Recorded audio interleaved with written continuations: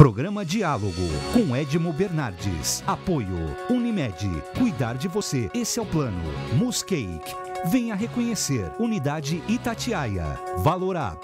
Auditoria. Contabilidade. Consultoria tributária e financeira.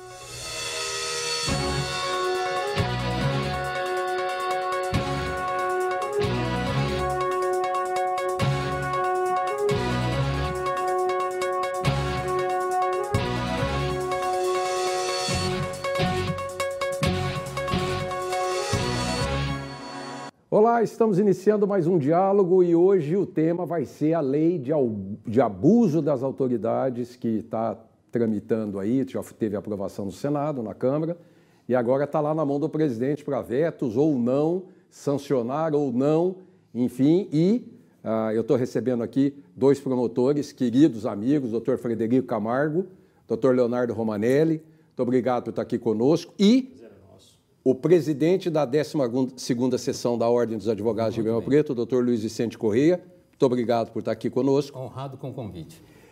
Eu vou mostrar uma foto aí, você vai ver agora, de uma reunião do GAECO de todo o estado de São Paulo, que aconteceu na última sexta-feira, aqui em Ribeirão Preto, onde o presidente, ou melhor, o diretor-geral, secretário do GAECO do estado de São Paulo, doutor Amaury Silveira Filho, esteve aqui onde houve um ato de manifestação do Ministério Público em repúdio a essa lei de abuso da autoridade. Por quê, doutor Frederico?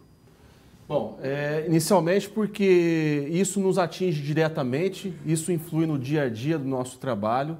É uma lei que vem nitidamente para tentar nos intimidar, tentar frear o nosso trabalho e inibir, coibir a nossa luta no combate ao crime organizado, à corrupção sistêmica que assola esse país, que dispensa qualquer comentário, e também para esclarecer à sociedade que isso, de alguma forma, tem efeitos diretos, né, na vivência do dia a dia do cidadão comum que deseja que um dia esse mundo se torne melhor para viver. Doutor Leonardo, em quais pontos, porque é notado, isso não há contraponto, a evolução no combate à corrupção no Brasil e ao tráfico de drogas. É notado, é notável e muito se fez em termos de lei, em termos de processo, para que isso avançasse, não ainda em pontos satisfatórios, mas que avançasse bastante no Brasil.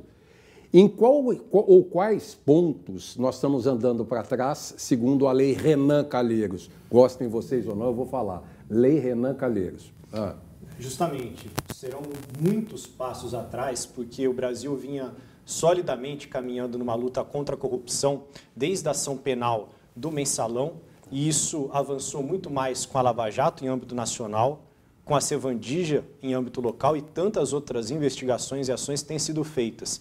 Como o Frederico estava dizendo, as nossas garantias dos membros do Ministério Público, das polícias, elas não são direcionadas a nós, pessoas físicas, mas sim à própria sociedade que nós protegemos quando nós investigamos aqueles que cometem tantos desvios. Embora a gente saiba o tanto que alarga a corrupção no país, não é demais lembrar que nós somos o 105º país do mundo em percepção de corrupção.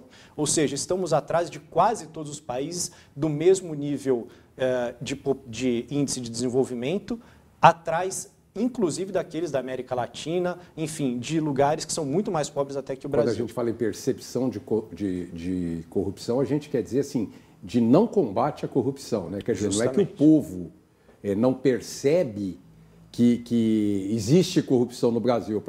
Justamente. Percebemos que há corrupção e não conseguimos combatê-la. Justamente. Esse é o índice. E, apesar disso, o mesmo instituto que mede isso, que é a Transparência Internacional, mediu que nos últimos anos o Brasil foi um dos poucos países do mundo que passou do nível vermelho para o nível amarelo em termos de ações de combate à corrupção, sobretudo por conta da Lava Jato. Várias das medidas dos métodos empregados na Lava Jato e na Sevandija, eles não poderiam ser feitos à luz da lei de abuso de autoridade. Agora, doutor, muito bem. Eu vou colocar da seguinte maneira para o senhor. Eu sou manifestamente contrário quando em algumas situações, não em todas as situações, perfeito, a Ordem dos Advogados do Brasil se manifesta em defesa da categoria. Eu acho que toda entidade tem que se posicionar em defesa da categoria. Existe o Conselho do Ministério Público, posiciona em favor do Conselho Público. OAB, jornalista, e assim sucessivamente. Mas quando deixa de ser razoável, eu me sinto um pouco não defendido por uma entidade que é nossa principal defensora, ou deveria ser do Brasil. Em primeiro lugar, eu quero deixar registrado que toda e qualquer divergência que nós tivermos aqui em relação a este ponto que estamos discutindo e em qualquer outro que possamos discordar no futuro da nossa vida profissional e até pessoal, em momento algum vai diminuir o respeito que a Ordem dos Advogados nutre pelo Ministério Público e pela pessoa dos seus integrantes, principalmente Dr. Frederico, Dr. Leonardo e todos aqueles que estão aqui lotados em Ribeirão Preto e outros do estado de São Paulo e do Brasil. Tá, para de puxar o saco deles, não, vai. Mas precisa ser dito pelo seguinte, a Ordem dos Advogados do Brasil, ela defende o Estado de Direito. Em momento algum, ela é contra a busca da corrupção. Não tem cidadão brasileiro que não queira acabar, eu não digo, mas buscar aqueles que praticam a corrupção e puni-los. Agora, esta legislação que está aí na mão do presidente, ela traz algumas distorções que precisam realmente ser corrigidas. Por exemplo, você, doutor Leonardo, levantou muito bem a questão do artigo 34, que é um artigo que fica muito aberto. São aqueles tipos penais abertos que não têm objetividade. Como é que é o artigo 34? Qual que é? Da manifestamente... Isso. São vários artigos que dizem manifestamente, quando for manifestamente acontecer, são artigos que não dizem nada. Exato, fica muito aberto, ele não é objetivo. O que é manifestamente? Justamente, esse é o problema. Pois é muito Cabe aberto. Qualquer coisa. Eu concordo plenamente que esses artigos sejam vetados, porque deixa a subjetividade de qualquer um para poder conferir e dizer. Agora, tem pontos que precisam ser fechados. A Ordem dos Advogados do Brasil, aliás, todas as autoridades brasileiras têm que se submeter ao crivo da legislação. A questão das algemas. Isso, é um ponto importante, vou dizer outro, antes desse. Eu trouxe aqui porque a lei é nova, ainda não decoramos alguns artigos. Mas eu não decorei nenhum. Pois é, eu só sei das algemas a princípio, mas vamos lá. Para que nós possamos discutir. Primeiro, a prerrogativa profissional dos advogados tem que ser respeitada na íntegra. Sempre. Pronto. Como qualquer classe, como qualquer categoria. Que, aliás, já está aprovado o crime para quem... Aprovado no Congresso Nacional ainda não, mas na Câmara já foi aprovado. Falta o Senado. Para quem desobedecer as prerrogativas dos advogados. A questão específica da condução coercitiva, que às vezes emite-se uma intimação por conta exclusiva da autoridade que está investigando aquele procedimento, sem uma autorização judicial. Mas peraí, mas o Gilmar Mendes, por enquanto, está proibida a condução coercitiva. Sim. No Brasil. Está proibido, mas às vezes acontece. Como na questão administrativa. Agora se tornará crime. Assim como a violação das prerrogativas do advogado. Ora, mas que no mais da vez... Não, mas a condução coercitiva vai se tornar crime? Não, neste caso sim, pelo seguinte, o cidadão vai ser... A polícia chega na casa do cidadão e diz assim, tem uma ordem do delegado para te levar lá agora, para você prestar um depoimento. O delegado não pode fazer isso. Sim, mas ou o delegado, ou um promotor de justiça, ou uma autoridade. Mas nem o promotor pode fazer isso. Se o juiz não escrever... Mas é exatamente isso aí que nós estamos combatendo.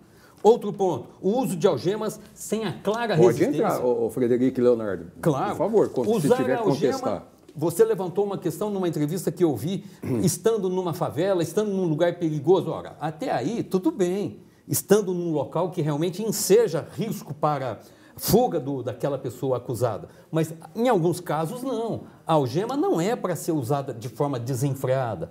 A pessoa está dentro da sala de audiências, com 4, 5, 6 policiais ali presenciando a audiência. Para que botar a algema na pessoa que está diante do juiz? Para que ela não ataque como atacou a juíza Tatiana. Ora, mas o policial tem que estar do lado dele. O policial estava e mesmo assim ele fez ela refém e quase incendiou. O policial dormiu no ponto. E quem vai garantir que o policial não vai ter um momento de desatenção, que um preso perigoso, seja Marcola, Fernandinho Peramar, vai para cima de qualquer autoridade? Não. Tem uma filmagem muito recente do estado do Mato Grosso, se não me engano, em que um preso aprontou um rebuliço na audiência porque estava desalgemado. O promotor saiu rolando com ele para fora da sala de audiência porque ele passou poucos momentos algemado. Mas isso são Quem pontuais, vai garantir? doutor Leonardo e doutor Frederico. Doutor, são casos assim, exageradamente, que acontece todos os dias. O senhor não concorda que essa lei tem também uma pitada lombrosiana nisso? Concordo. Porque assim... Mas não são todos os casos. Às vezes é até inconsciente da gente interpretar e separar que tipo de pessoas vão ser algemadas ou não. A gente automaticamente pensa... Mas é a periculosidade do fato. Pensa no marginal, pensa no feio, pensa no mal encarado, pensa no sujo. Mas eu tenho... E fala assim, não, esse sim merece a algema. Esse cara parte desse pressuposto pelo aspecto dele... Preto, pobre e não sei pelo o quê. aspecto dele, que ele oferece risco. É presumido risco. Agora, o engravatado, né, o do colarinho branco, o polido, né, o galego ali... Estamos falando de risco. Ué, mas então, agora, como se avaliar o risco? Como se avaliar o risco olhando para a pessoa? Opinião, que tipo de circunstância precisa para colocar ou não a algema? Para mim, são bandidos toda pessoa que fere a legislação penal. Pronto. Agora, tem a gravidade do crime. Só que a sociedade, ela é muito vingativa. Ela quer e apoia a manifestação das autoridades contrária à lei, mas o dia que algum parente seu sofrer as atrocidades de uma injustiça em relação a um abuso de autoridade, aí sim eu quero ver o que é que aquela pessoa que foi contra a lei buscar o apoio de quem? Mas, doutor, não é estranho o momento e a circunstância que esse país vive? Claro. Editar uma lei dessa, nitidamente, olhando hoje é claro, é evidente que muitas pessoas antes se mantinha a discrição, hoje escancarado, pessoas declaram abertamente contra a atuação de combate ao crime organizado, seja o crime organizado violento marginal, seja o crime organizado do colarinho branco, uma lei dessa, a toque de caixa. Não, essa lei do abuso de autoridade já está no Congresso Nacional há um bom tempo. Sim, mas ela está sendo aprovada talvez num momento que vocês estão achando que seja inadequado para proteger alguém, mas eu acho que não. O Estado de Direito ele tem que ser preservado. A Constituição precisa ser respeitada, o Código Penal precisa ser respeitado e as garantias do cidadão é dele ser investigado sem risco algum e sem sofrer as atrocidades do abuso. Do cidadão? Mas já não existe a Lei de Abuso de Autoridade de 1965 que prevê, sobretudo, prisões irregulares, maus tratos. Nós mesmos já utilizamos, já processamos mais de vários policiais civis e militares em condutas irregulares, abusivas, contra, sobretudo, a integridade física de presos. E nenhuma vez precisamos escorregar para o uso ou não de algemas, que me parece ninguém mais pode prever quando ele é devido ou não do que o policial militar, que vai ser a primeira vítima de um eventual risco que coloque o preso. Isso, sinceramente, não vejo como um advogado, um juiz, um promotor vai poder avaliar, porque você não vai estar no calor dos fatos. Sim, eu concordo plenamente. Aquele calor dos fatos, aquele momento da prisão em flagrante, do tiroteio, não se tem como fazer uma avaliação criteriosa e precisa. Mas logo após ou momentos depois, é possível que se faça uma avaliação geral com os ânimos já mais calmos e etc. Mas eu quero colocar um outro ponto. Então, o senhor vai abrir com esse outro ponto, eu vou chamar o nosso intervalo, daqui a pouquinho estamos de volta. Até já. Perfeitamente.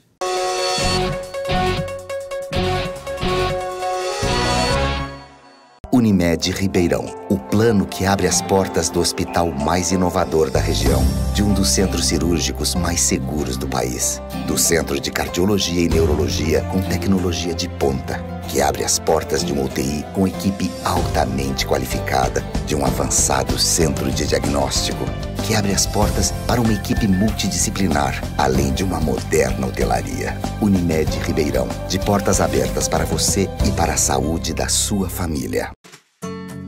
Hoje eu quero aquela brusqueta de pepperoni. Eu não vejo a hora de provar o confit de pato. Ou será que peço o risoto de carne seca, hein? E eu mereço brownie de sobremesa. Eu vou pedir a torta de chocolate com geleia de damasco. Nossa, a gente nem chegou e já tá pensando na sobremesa. O Mousse Cake da Itatiaia agora é My Mousse Cake. O mousse cake que você sempre amou, com tudo que você sempre pediu. 1924.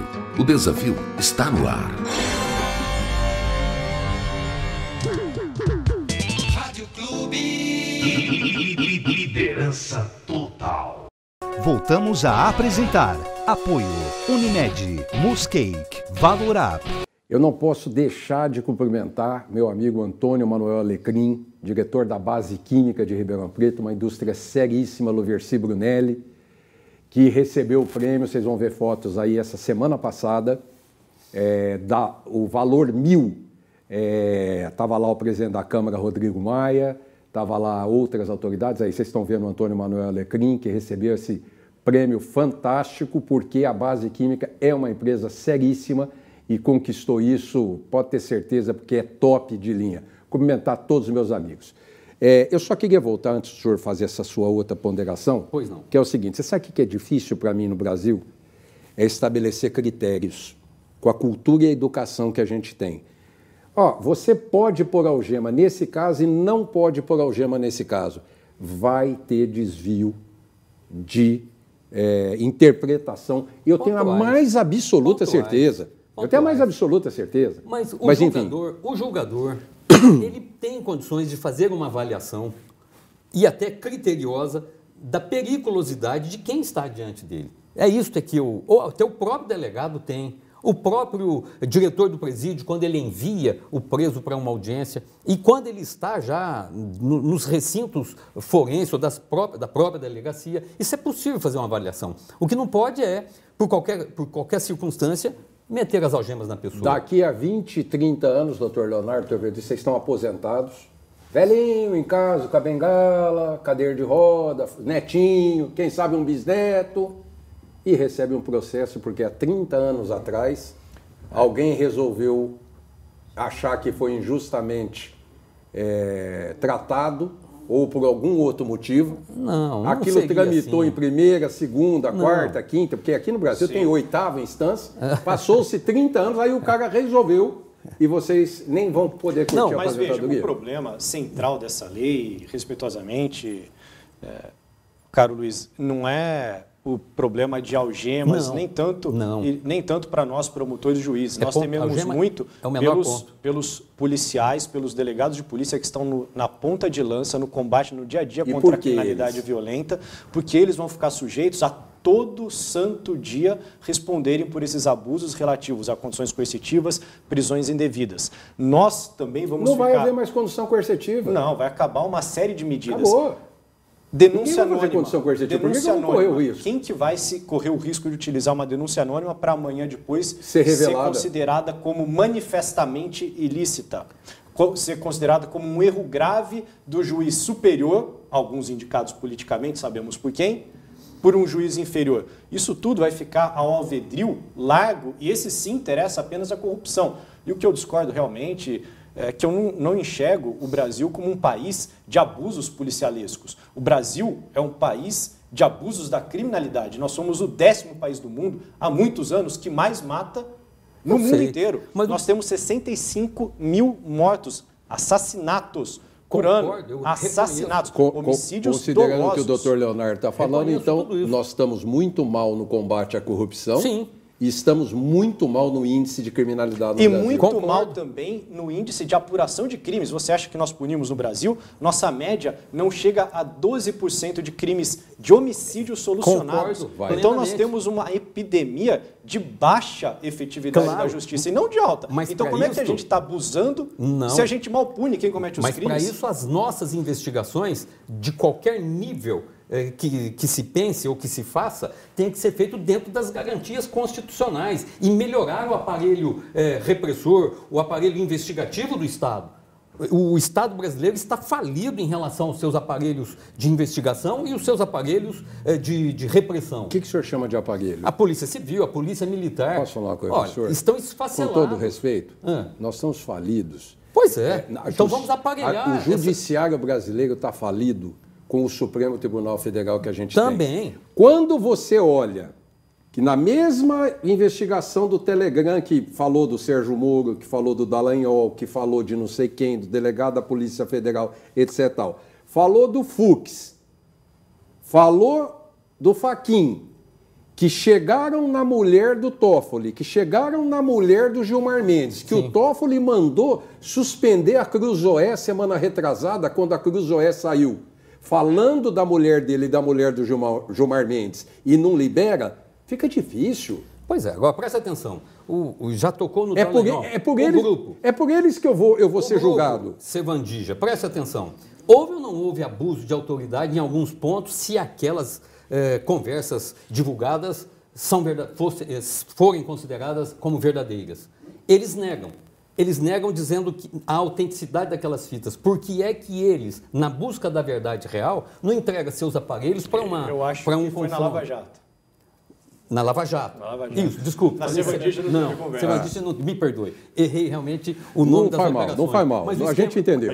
Isto, mas é isto. Agora, um outro ponto para nós discutirmos aqui é o seguinte, quem é que vai denunciar, qual o promotor que vai denunciar o outro que cometer um abuso de autoridade? Qual o juiz que vai julgar um seu parceiro, um seu colega de toga que realmente cometeu um abuso de autoridade? Mas nisso não haverá mudança, porque quem vai julgar o promotor é a Corregedoria do Ministério Público. Bom, aí quem vai julgar o juiz é o próprio judiciário, não tem problema nenhum. O problema que eu estou vendo nisso aí é o delegado, de fato, policial, que está... Veja, nós vamos ficar no primeiro nível sujeito à nossa própria corregedoria. O advogado que eventualmente tenha proposto uma queixa-crime contra nós, isso é possível dentro do projeto de lei, ele pode recorrer e remeter isso para o STJ ou para o STF. Você vai ficar na mão, sabe-se lá de qual interesse. Sim.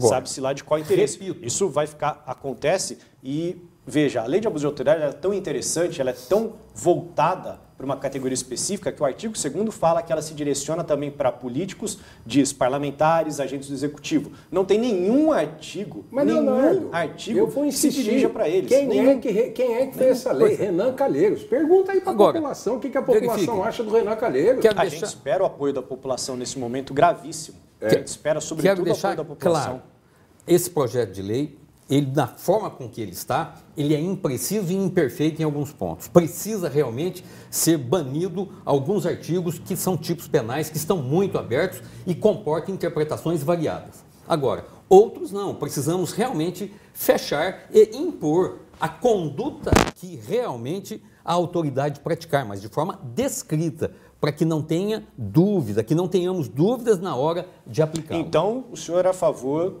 de vetos? Em alguns pontos, sim, claro. Perfeitamente, sem medo de sofrer até as críticas que talvez alguns advogados, a própria ordem dos advogados vai fazer contra mim. Eu não estou preocupado com isso, porque eu estou aqui vendo uma realidade que é patente. Nós acreditamos que a ordem dos advogados só pode ficar a favor de vetos, no mínimo nessa lei, no mínimo de vários vetos. Sim.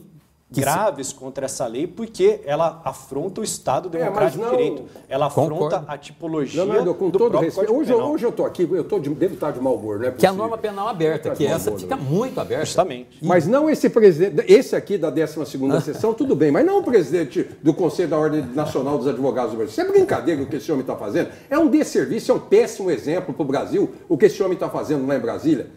Deveria tirar esse homem do poder quando... faleceu um ex-presidente da Ordem aqui de Ribeirão Preto, que eu não me lembro o nome dele, já vou lembrar o nome, tive a oportunidade de entrevistá-lo, tem 90 e poucos anos, ele faleceu, foi o ano passado, o ano retrasado, doutor, esqueci, cheguei em São Paulo para entrevistá-lo, ele virou para mim e falou, meu cara, você sabe que toda entidade de classe, ele falou isso para mim como ex-presidente da Ordem, toda entidade de classe, ela é, no seu primeiro artigo, defender os interesses da categoria. Todas as entidades de classe. Ele falou para mim, a única que não é assim é a Ordem, que é defender os interesses do povo. Tudo bem. Em seu primeiro artigo. Não, a Ordem também defende, que a Ordem tem dois compromissos previstos no artigo 44 do Estatuto. O primeiro é o compromisso sindical, que toma conta dos advogados, protege os advogados, o acesso, a expulsão, aqueles advogados ruins, que não praticam a ética, enfim, essa é uma parte. A outra parte é defender o Estado democrático de direito, a boa aplicação das leis, a rápida administração da justiça, defender os direitos humanos de todas as pessoas. Daqui a pouco... E direitos humanos não é direito de bandido. Nós estamos indo para o final. Nós estamos indo para o final do programa. Eu só quero fazer uma pergunta para o senhor. Se vocês quiserem falar, vocês podem falar também, porque hoje eu estou bravo. Percebeu, né, Frederico, que eu estou bravo hoje? A forma como o Rodrigo Maia conduziu a votação disso na Câmara, o que o senhor me fala? Quem estiver sentado, levanta, quem estiver em pé, levanta a mão, aprovado. Não, foi muito mal conduzido, mas lá no Congresso Nacional a coisa é meio bagunçada. Mas tão bagunçada, ficou 2 anos parado o projeto e daí foi aprovado na calada da noite, sem estar previsto para votação naquele dia, entra como regime de urgência no meio de uma terça-feira. Errado. Nesse aspecto, o Partido Novo está no Supremo contra essa votação, pedindo essa votação nominal novamente. Que é outro problema também, outro embrólio que está tendo. Só isso já mostra o caráter que isso teve. De afogadilho, de intenção de chegar a um outro ponto que não era aquele que a lei buscava. Chama mau caráter. Aqui em Ribeirão Preto, a Câmara Municipal cometeu também um erro formal de um projeto de lei que nós estamos tentando e combatendo. Lá é a mesma coisa. E se na Assembleia Legislativa acontecer isso, a ordem tem que se posicionar. Mas por que a ordem não fez isso? Bom, me perdoe, desconheço qualquer atitude que tenha tomado ou não, mas acredito que porque para mim, esse presidente, ele está mais defendendo os interesses dele do que qualquer outra coisa. Mas o presidente lá, não o senhor, pelo amor de Deus. Bem. Para mim, quem é reconduzido ao cargo como o senhor foi, é porque foi bom. Então o senhor deve ter uma aprovação da categoria muito grande aqui em Ribeirão. Fui reconduzido depois de 15 anos. Não interessa. Não é uma recondução imediata que eu sou contra. Não é velho, não está acabado e o povo tem saudade. É por isso que houve essa votação. Muito bem, eu fico até envaidecido com isso, mas contente com isso, me deixa meio sem graça até. Imagina. Mas está tudo bem. Mais alguma consideração? Doutor, eu acho que uma lei dessa seria bem-vinda numa sociedade já evoluída, que tivesse maturidade suficiente para resolver seus pequenos problemas. Isso é uma lei com nítido caráter tendencioso no momento que não se exigia esse tipo de legislação. Tá? Sem nenhum, por exemplo, um grande escândalo de abuso de autoridade que pudesse justificar um regime de urgência, tá? Feito assim a toque de caixa. De fato. Na calada da noite. Na calada da noite. Supetão. É óbvio que isso aí teve um destino certo, teve seus interessados, e é óbvio que isso não está querendo proteger a criminalidade de rua. Está querendo proteger... Colarinho branco. Colarinho branco. Não tenho dúvida. São as pessoas os poderosos que passaram a se sentir incomodados, né, com a proximidade, com a iminência de serem presos, de serem expostos. Sim. Não é questão de ser uma execração pública, não é. Quando se dá uma coletiva, quando se comenta sobre o fato, é uma prestação de contas que a polícia, o Ministério Público ou o órgão que esteja investigando mostrar para a sociedade o que estava acontecendo. E não tem como se dissociar fatos das pessoas. Até porque se tem investigações complexas que envolvem grandes recursos públicos, que a muito custo a população, o contribuinte tende a amealhar. E eu acho que a exposição, que dizem que é uma exposição, que agora vai ser tratado como um abuso de autoridade e crime, nada mais é do que uma forma de prestar contas. É uma forma de você expor para a sociedade que aqueles órgãos que tem como finalidade o combate à corrupção, estão fazendo com o dinheiro público. Doutor, muito obrigado. O senhor quer fazer alguma observação rápida? Acabou o tempo, estourou, estou morto. Convite e honrado de estar junto com os colegas promotores da nossa vida diária. Vou recorrer toda vez que eu precisar. Eu sempre. Estou avisando. Estou às ordens. Leonardo, obrigado. Frederico, obrigado. Eu quero agradecer nossa equipe aqui, que rapidamente foi lá e descobriu o ex-presidente da Ordem que faleceu daqui de Ribeirão Preto, o doutor Rubens Aprobato Machado, da Vila Tivério, botafoguense, roxo, e que faleceu aos 90 e poucos anos. É uma perda inestimável, mas uma figura muito consciente, uma pessoa coerente e que deveria estar lá na Ordem dos Advogados. Gente, semana que vem estamos de volta. Até lá.